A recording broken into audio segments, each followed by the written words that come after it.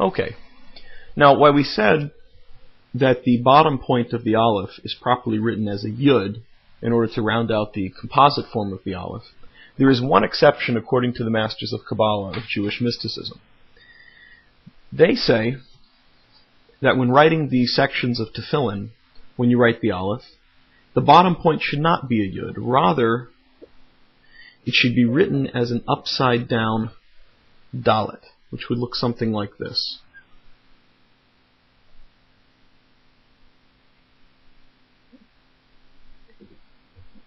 Now, although this looks very similar to what we had before, the difference is that you have a heel here on the back.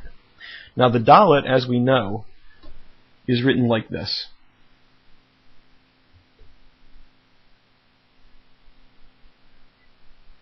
With this heel here on the back to help us distinguish it from the Resh. Here's the heel, you just flip it upside down, there's your Dalet.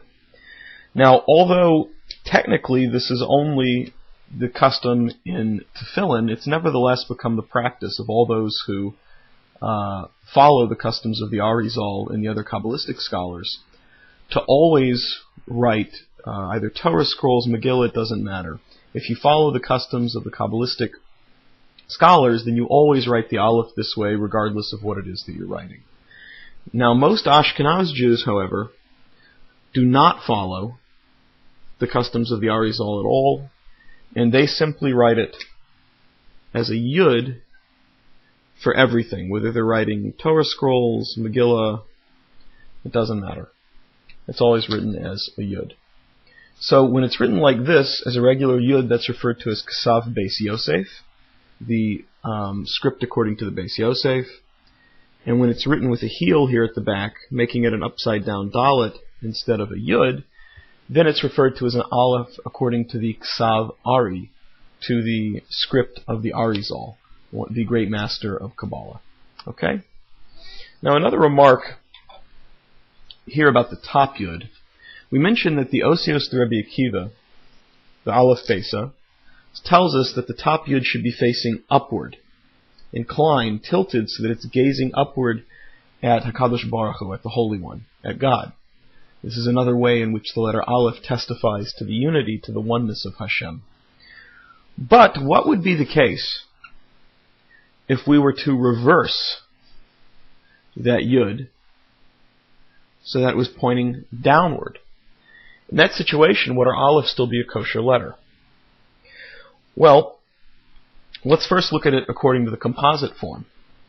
It still has a Yud, albeit it's a Yud facing the wrong direction, and it still has a Vav in the middle. So according to the composite form, it may still be kosher, even though the letters are not oriented properly.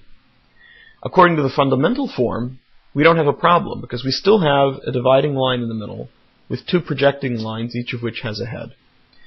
So really, this is considered kosher. However, the commentaries explain that it is better, if you can correct this, it should be corrected. And it should be turned so that it's facing the proper direction. If you can't correct it, meaning like, for example, if you have a Torah scroll where all of the Alephs are written like that, where it's too hard to go through and correct the whole thing, then you can leave the letter as it is, and it's still considered a kosher Aleph. But initially it's a good idea to correct it. Alright? Last thing is, while we mentioned that the upper Yud and the lower Yud, let me get this back to Ksav Beis Yosef, there we go, have to connect either by the top point if it's the bottom Yud, or the bottom point if it's the top Yud. I want to make it very clear that that's the only place where it should connect.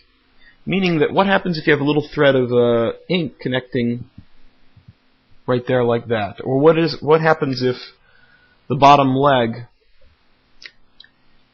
somehow bangs into the body of the Aleph, like that?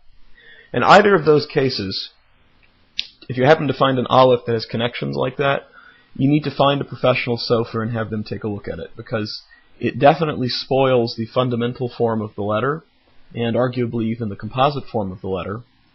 And in Tefillin and Mezuzos, it's very, very tricky to correct this. In Torah scrolls, it can also be very tricky.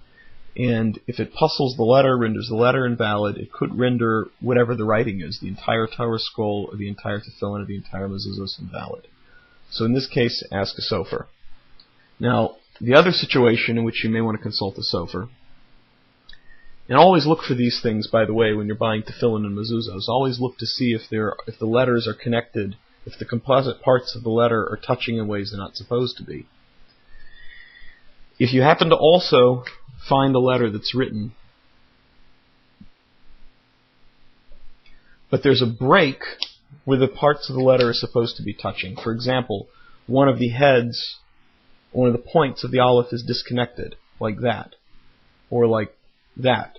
Or if there's a break in the body of the aleph, like that.